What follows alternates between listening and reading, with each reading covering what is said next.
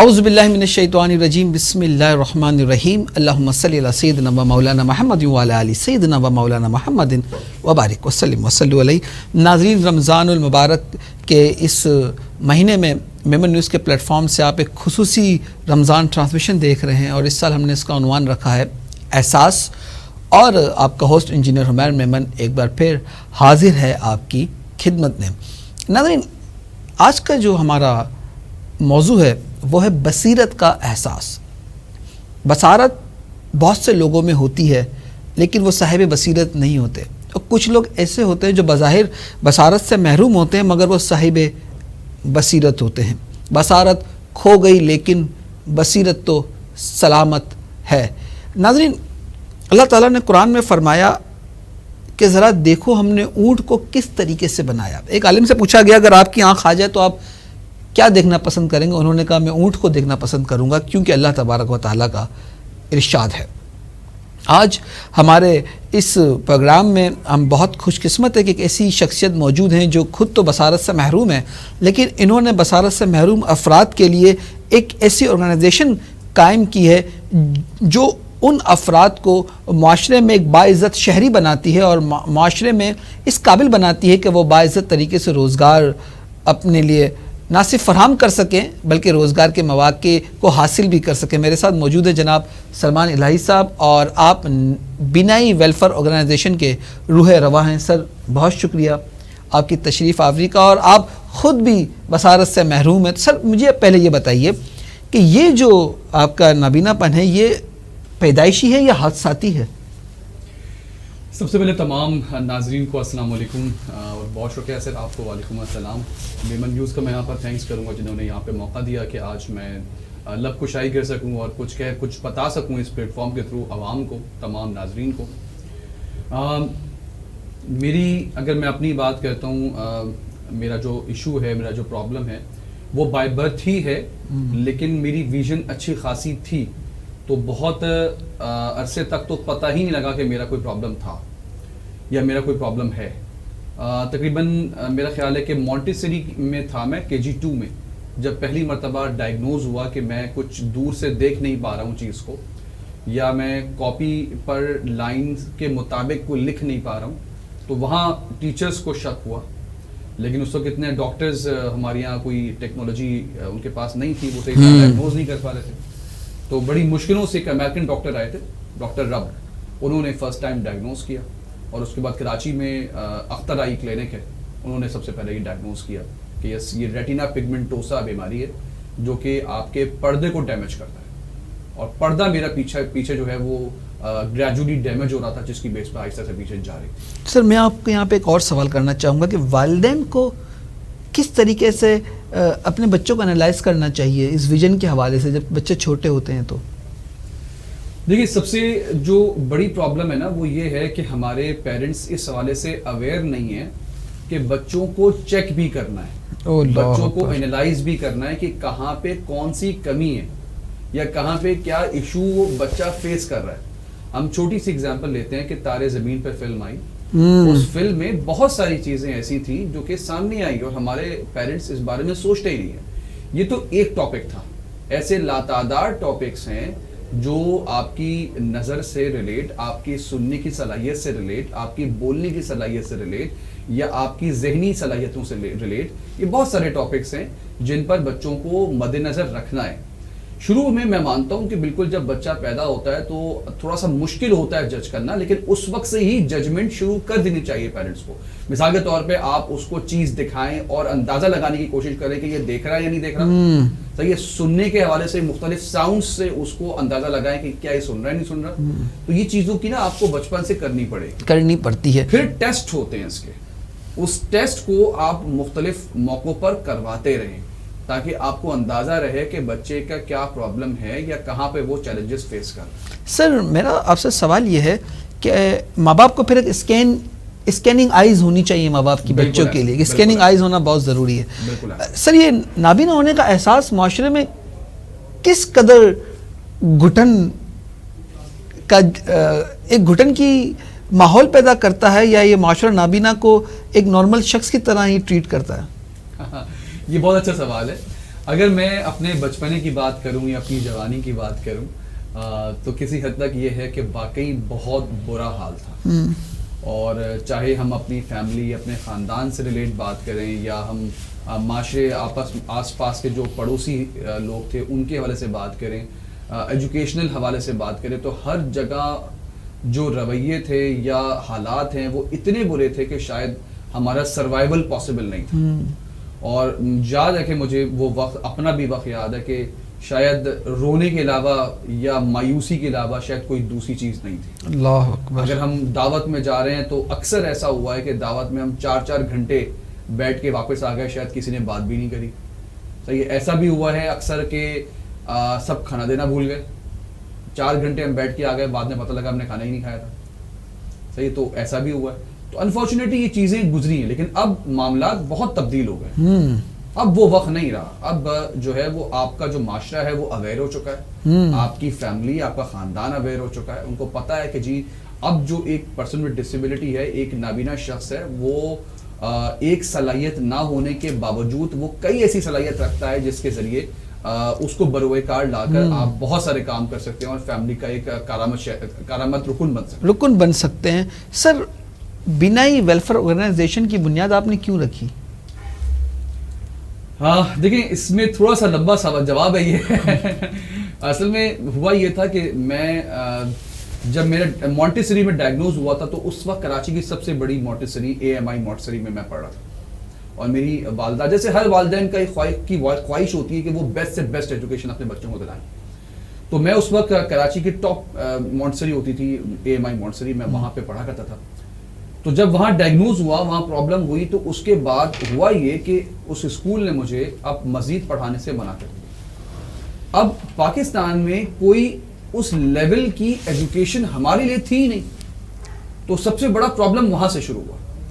اب اگر مثال کے طور پہ پہلی مرتبہ مجھے نابیناؤں کے اسکول کے بارے میں پتہ لگا, اور جب میں وہاں پہ گیا تو ظاہری بات ہے کہ ایک میرا بھائی جو کہ کراچی کے بیسٹ اسکول میں پڑھ رہا ہے, میری بہن کراچی کے بیسٹ اسکول میں پڑھ رہی ہے, اور میں جس اسکول میں گیا ہوں وہاں پر ٹوٹی پوٹی چیئرز ہیں, وہاں پہ بکس اویلیبل نہیں ہیں. صحیح ہے, تو یہ وہ چیزیں تھیں کہ جو میرے ماں باپ سے برداشت نہیں ہو رہی تھی. صحیح ہے, اب آپ سوچیں کہ اسکول ہے, بکس ہے ہی نہیں, لکھنے کا سسٹم جس کو ہم رائٹنگ سلیٹس کہا کرتے تھے وہ تھی نہیں. تو یہ وہ ایشوز تھے جو وہاں سے پرابلم شروع ہوئی. پھر اگر ہم آگے بڑھتے ہیں, جب میں یونیورسٹی میں گیا تو یونیورسٹی میں اس وقت ہر ڈپارٹمنٹ کی ایک سیمینار لائبریری ہوتی ہے اور ایک مین لائبریری ہوتی ہے. ان تمام لائبریریز میں اور مین لائبریری سمیت کراچی کی تمام لائبریریز کو اگر ہم دیکھیں تو کہیں ایک بھی بلائنڈ شخص کی بریل بک اویلیبل ہی نہیں ہے. صحیح ہے. پھر اگر ہم بات کرتے ہیں, یہ بھی چھوڑیں ہم آگے بات کرتے ہیں, تو آپ مساجد میں چلے جائیں تو وہاں بریل قرآن نہیں ہے. صحیح ہے. وہاں پر اگر آپ مثال کے طور پہ جابس کرنا چاہیں تو جابس کرنے سے پہلے ایجوکیشن کے ساتھ ساتھ آپ کو اسکلز چاہیے. صحیح بات ہے. آپ کے پاس اسکلز کا پورے پاکستان میں کوئی ادارہ ہی نہیں ہے. تو یہ وہ چیزیں تھیں جو مجھے فیس کرنی پڑی تھی, اور میری پوری جو فیملی تھی وہ ہائیلی ایجوکیٹڈ تھی. میری فیملی کو پیسوں کا کوئی مسئلہ نہیں تھا, فائنینشلی اسٹرانگ تھے, میرا خاندان مجھے سپورٹ کرنے کو تیار, لیکن پورے پاکستان میں ہم نے کوشش کر لی, کوئی ایک بھی چیز میرے لیے اویلیبل نہیں. سر پھر اب یہ بتائیے, یہ جو آپ کی آرگنائزیشن ہے, اب اس میں اب کیا کیا چیزیں بلائنڈ لوگوں کے لیے؟ اس سے پہلے اصل میں ہوا یہ تھا کہ 2014-15 میں میں نے ڈفرینٹ کمپنیز میں جا کے پریزنٹیشن دینا سٹارٹ کی about the blindness, about the disability and about the inclusive society, کس طرح ہم لوگ مل کے کام کر سکتے ہیں, یہ ہم نے پریزنٹیشن دینا سٹارٹ کی. اس وقت پہلی مرتبہ یہ ہوا کہ بہت ساری کمپنیز نے کہا کہ ہم بلائنڈ کمیونٹی کے ساتھ چلنے کو تیار ہیں, ان کو جابس دینے کو تیار ہیں. اس وقت پہلی مرتبہ پتہ لگا کہ یار ہمارے پاس تو کوئی پلیٹ فارم ہی نہیں ہے جہاں بچوں کو تیار کریں اور ان کمپنیز کی ریکوائرمنٹس کو فلفل کریں. تو پھر اس وقت ادارے کا مجھے خیال آیا, اور 2017 میں ہم نے پہلی مرتبہ یہ بینائی ویلفیئر ایسوسیشن جو ہے اس کا قیام عمل میں لے کر آئے, اور ہم نے سب سے پہلے کمپیوٹر کورسز کا آغاز کیا. کراچی میں جو ہے وہ ایپٹیک کے ٹیچرز کے ساتھ مل کر ہم نے کورس ڈیزائن کیا فرسٹ ٹائم پاکستان میں, اور ان کا باقاعدہ ان کی ہم نے ٹریننگ اسٹارٹ کی. اب جب ہم نے اسٹارٹ کیا تھا, ہم نے سوچا تھا ہم 20 بچوں کو پلان کریں گے, ہم ان کو ہی سکھائیں گے, لیکن جب ہم نے ایڈمیشنز اوپن کیے تو پورا کراچی امٹ کے آ گیا. کہ ظاہری بات ہے کہ جب کبھی کسی کا کوئی انسٹیٹیوٹ ہی نہیں تھا, صحیح بات ہے, انسٹیٹیوٹ آیا تو اب ہمیں سمجھ ہی نہیں آیا کہ ہم کیا کریں, لیکن اللہ کا شکر ہے, اللہ نے مدد کی, ہاتھ پکڑا اور ہم نے شروع کیا. ہم نے پہلی مرتبہ فری ٹرانسپورٹیشن اسٹارٹ کی تاکہ بچے کو گھر سے پک کیا جائے اور گھر سے گھر پہ ڈراپ کیا جائے اور فری آف کاسٹ. اس کے بعد پیرنٹس کو جو خوف تھا, پیرنٹس کے جو ایک ریزرویشنز تھی وہ ساری ختم, بچے کا ڈر اور خوف ختم کہ میں باہر کیسے نکلوں, اکیلے کیسے آؤں انسٹیٹیوٹ تک, وہ سب ختم. اس کے بعد ہم نے کمپیوٹر سکھانا شروع کیا. کمپیوٹر سکھانے کے بعد اب تک اللہ کے کرم سے میں آپ کو بتاؤں کہ 85 بلائنڈ بچہ ہے جس کو multi national companies, banking sectors اور مختلف جو انسٹیٹیوٹس ہیں وہاں پہ جاب مل چکی ہے. سر ایک وقت تھا بریل سسٹم بہت ان تھا ریڈنگ کے لیے, کیا وہ اسٹل ایگزسٹ کرتا ہے یا ٹیکنالوجی نے اس کو ٹیک اوور کر لیا ہے؟ یہ بہت امپورٹنٹ سوال ہے. دیکھیں بریل کو ہم یہ تو نہیں کہہ سکتے کہ ختم ہو جائے گا, بریل کی امپورٹنس اپنی جگہ پہ ہے موجود. بریل 6 ڈاٹس پر ایک مشتمل ایک سسٹم ہے, ایک نظام ہے جس کے ذریعے انگلیوں سے ٹچ کر کے وہ بکس پڑھی جاتی ہیں. لیکن یقیناً ٹیکنالوجی نے کافی حد تک اس کو ریپلیس کر دیا ہے, لیکن ابھی بھی پاکستان میں بریل کافی حد تک موجود ہے. کیونکہ پاکستان میں ابھی ٹیکنالوجی کا بہت زیادہ میں کہتا ہوں کہ وہ چیز نہیں آئی ہے, لیکن انٹرنیشنلی ٹیکنالوجی نے بھی اس طرح لے لیا, جیسے اگر آپ لیپ ٹاپ کی بات کرتے ہیں, کمپیوٹر کی بات کرتے ہیں, تو ان کی اسکرین پہ لیپ ٹاپ کی اسکرین ہو یا کمپیوٹر کی اسکرین ہو, اس پہ بریل لکھی ہوئی آ رہی ہوتی ہے. صحیح ہے, تو انہوں نے اس کو اس طرح ڈیجیٹلائز کر دیا, کمپیوٹرائز کر دیا.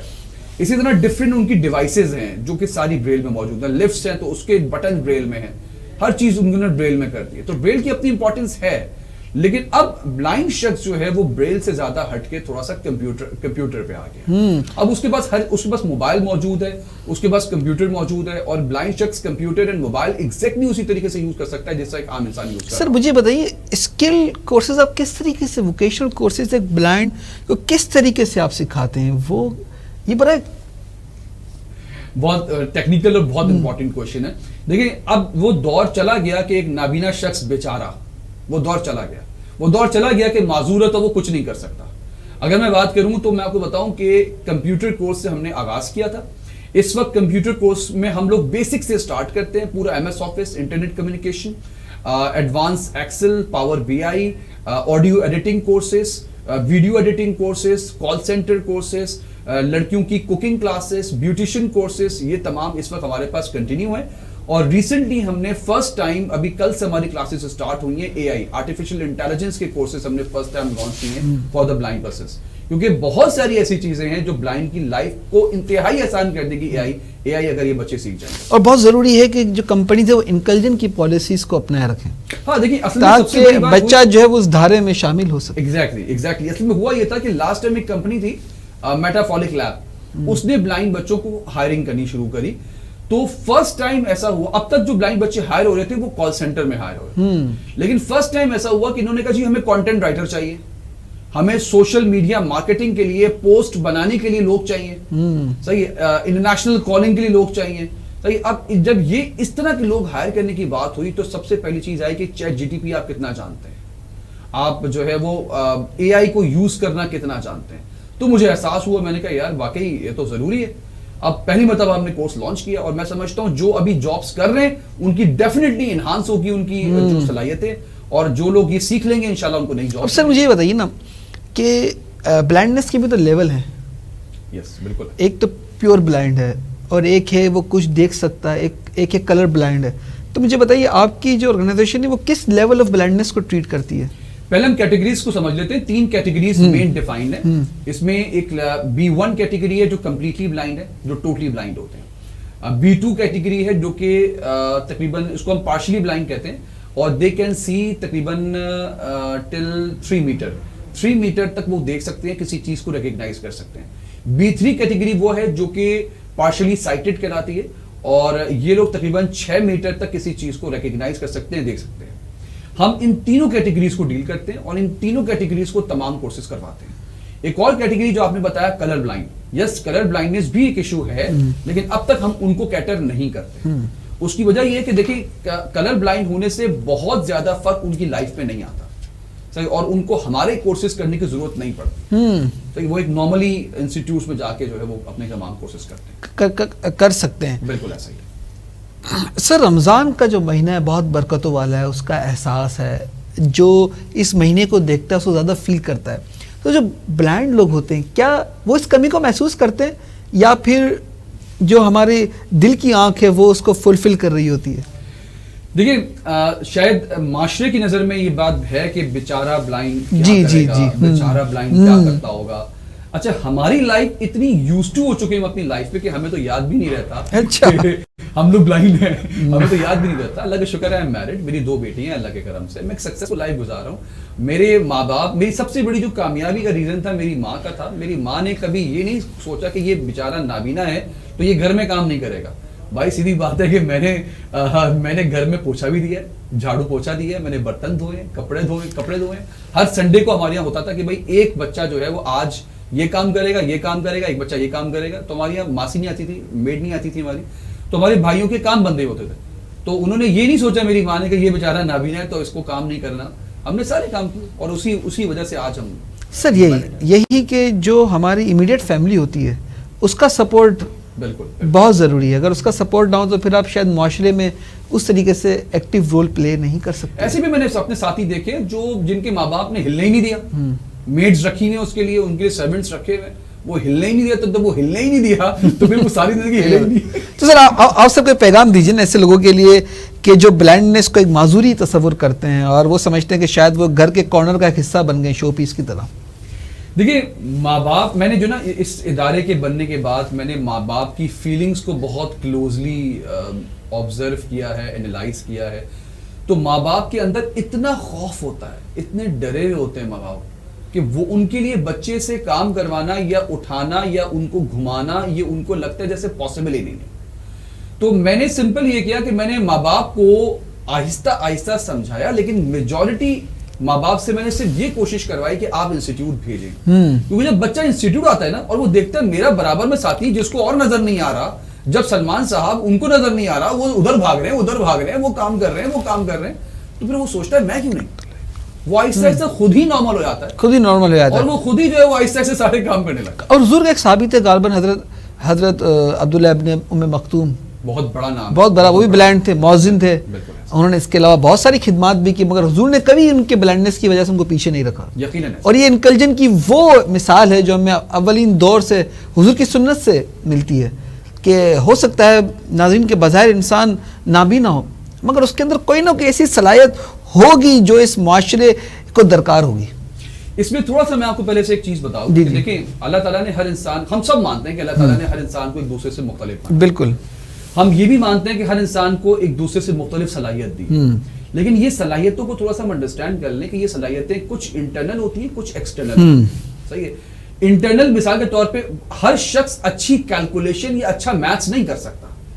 اسی طرح کوئی شخص اچھا میتھس کر سکتا ہے, کوئی شخص اچھا لکھ سکتا ہے, کوئی اچھا بول سکتا ہے, کوئی اچھی شاعری کر سکتا ہے.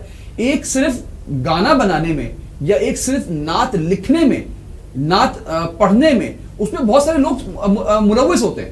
مثال کے طور پہ اگر آپ کو ایک گانا لکھنا ہے تو اس کی شاعری کوئی اور لکھتا ہے, میوزک کمپوزیشن کوئی اور کرتا ہے, گاتا کوئی اور ہے. صحیح ہے. تو ہر انسان اپنی صلاحیت کے مطابق کرتا ہے. ایسا ہی ہے. یہ ہے انٹرنل صلاحیتیں. ایکسٹرنل صلاحیتیں یا ایکسٹرنل ڈفرینسز کیا ہیں؟ کوئی لمبا ہے, کوئی چوڑا ہے, کوئی موٹا ہے, کوئی کالا ہے, کوئی گورا ہے. ایک تو یہ ڈفرینسز ہیں. پھر ایک ڈفرینسز ہے کہ جس طرح آپ کے گلے کے اندر ڈیوائس اچھی نہیں ہے کہ آپ اچھا گا سکو, اسی طرح ایکسٹرنل ڈیوائس ایسی ہے کہ آپ دیکھ نہیں سکتے. انٹرنل ڈیوائس ہے کہ آپ کی کیلکولیشن اچھی نہیں ہے, یہاں والی ڈیوائس اچھی نہیں ہے کہ آپ اچھی کیلکولیشن. صحیح بات ہے. ایکسٹرنل ڈیوائس آپ کے ہاتھ نہیں ہے. صحیح. تو یہ ڈفرینس ہے. اب سمپل چیز یہ کہ اگر کوئی ایک انسان, اچھا اس کو ریپلیس کرتی ہے ٹیکنالوجی. اچھا میتھس نہیں کر سکتے, کیلکولیٹر آ گیا. اچھا گا نہیں سکتے, آج لیٹسٹ اکوپمنٹس آ گئے, باتھ روم سنگر بھی بڑا اچھا گا رہے ہیں. تو اسی طرح جو ایکسٹرنل ڈیوائسز ہیں, کسی کے پیر نہیں ہیں, آپ کے وہ آ گئی ہیں, لیمپس بھی آ گئے ہیں, بالکل ایسا ہی ہے. پھر آپ کی ویل چیئرز آ گئی ہیں, لیٹسٹ ویل چیئرز آ گئی ہیں. تو اس طرح یہ جو ٹیکنالوجی ہوتی ہے نا وہ ریپلیس کرتی ہے. سر میرا آخری سوال آپ سے ہوگا, is it totally free of cost in your organization? میری آرگنائزیشن اللہ کے بہت بڑے کرم سے completely free of cost. Completely free of cost. How to induct? دیکھیں اس میں سیدھی بات ہے کہ تمام مخیر حضرات, میرے اسپیشلی میرے خاندان کے بہت سارے ایسے لوگ ہیں جو اس میں سپورٹ کرتے ہیں ماشاءاللہ. اور میرا پہلے ارادہ کمپلیٹلی فری کا نہیں تھا, لیکن ایک واقعہ ایسا ہوا کہ جس نے مجھے مجبور کر دیا کمپلیٹلی فری ہونے پہ. وہ یہ ہوا تھا کہ ایک لڑکی میرے پاس، ایک بچی میرے پاس آئی تھی، اور وہ بہت لینڈ لارڈ تھی، نو ڈاؤٹ کہ فائنینشلی اس کی فیملی بہت اسٹرانگ تھی، اور وہ پوجیروز میں آئی تھی، اور اس کے 3 پوجیروز تھی، ان کے گارڈز اور سب کچھ تھے. تو میں نے پہلی مرتبہ ان سے کہا کہ دیکھیں، اس کی مدر سے میں نے کہا دیکھیں آپ افورڈ کر سکتی ہیں تو آپ کو اس کی فیس دینی چاہیے. اس ماں نے مجھے یاد ہے کہ ایک بات کہی تھی، اس نے مجھے کہا کہ آپ کو اس بچی کو پڑھانا ہے یا میں لے کے جاؤں؟ اور اس بچی نے مجھے کہا تھا کہ سر میرے گھر والے ایک پیسہ بھی نہیں دیں گے. تو وہ دن تھا جس کے بعد میں نے یہ فیصلہ کر لیا تھا کہ میں آج کے بعد ان کے کسی پیرنٹ سے، کسی بچے کے پیرنٹ سے پیسے نہیں لوں تاکہ وہ پیرنٹس پہ تو بوجھ نہ بنے. دیکھیں سمپل یہاں پہ یہ ہے کہ دیکھیں میں آپ کو پریکٹیکلی بات بتاؤں کہ لوگ نا انویسٹمنٹ کر رہے ہوتے ہیں. اللہ اکبر. صحیح ہے، بات صرف سمپل ہے. تو وہی سوچتے ہیں کہ اس پر انویسٹمنٹ کرنے کا فائدہ کیا ہے. صحیح ہے، تو سمپل وہ یوں سوچ رہے ہوتے ہیں، اس ریزن کی بیس پر اس پہ انویسٹمنٹ نہیں ہوتا. سر بہت شکریہ آپ کی تشریف آوری. اور ناظرین، ماں باپ کا جو کردار ہے وہ بہت ہی اہمیت کا حامل ہے. ماں باپ اگر ساتھ دیں تو نابینا سلمان الہی بھی بن جاتا ہے، اور اگر ماں باپ چاہے بظاہر بہت پڑھے لکھے ہوں، بہت پیسے والے ہوں، وہ ساتھ نہ دیں تو پھر وہ بیٹیاں بیچاری روتی ہیں کہ ہمیں اب پڑھا دیجئے تاکہ ہم ایٹ لیسٹ اس معاشرے کا ایک باعزت رکن اور فرد تو بن سکیں. میں گزارش کرتا ہوں تمام ہی پیرنٹس سے کہ وہ اوائلی دنوں میں اپنے بچے کو اسکین کی آنکھ سے ضرور دیکھیں. اگر آپ اپنے بچے کو وقتاً فوقتاً اسکین نہیں کرتے تو میں آپ کو ایک اچھا ماں باپ نہیں سمجھتا، اور اچھا ماں باپ کبھی بھی اس معاشرے کو اچھا شہری نہیں دے سکتا. اور اگر خدا نخواستہ آپ کا بچہ کسی ایک ایسی بظاہر نظر آنے والی بیماری یا معذوری میں مبتلا ہے تو اس کو خدا را بوجھ تصور نہ کریں. اگر وہ نابینا ہے تو سلمان الہی صاحب موجود ہیں، اور اگر کسی اور بیماری میں ہے تو بہت سارے آرگنائزیشنز موجود ہیں جو کام کرتی ہیں. تو آپ اپنے بچے کو صرف اور صرف سپورٹ کریں تاکہ وہ معاشرے کا باعزت شہری بن سکے، کیونکہ ماں باپ نے ہمیشہ اس دنیا میں نہیں رہنا اپنے بچوں کے ساتھ. اجازت دیجیے انجینئر حمید میمن کو اس یقین اور اس اپنے پن کے ساتھ کہ اپنا بہت خیال رکھ رہے ہیں. گو روزہ انور کی طلبگار ہیں آنکھیں، سچ پوچھیے تو خود راہ کی دیوار ہیں آنکھیں، اور ہر روز یہ چپکے سے مدینے چلی جاتی ہیں، مجھ سے بھی چھپاتی ہیں ہوشیار آنکھیں. السلام علیکم ورحمۃ اللہ وبرکاتہ.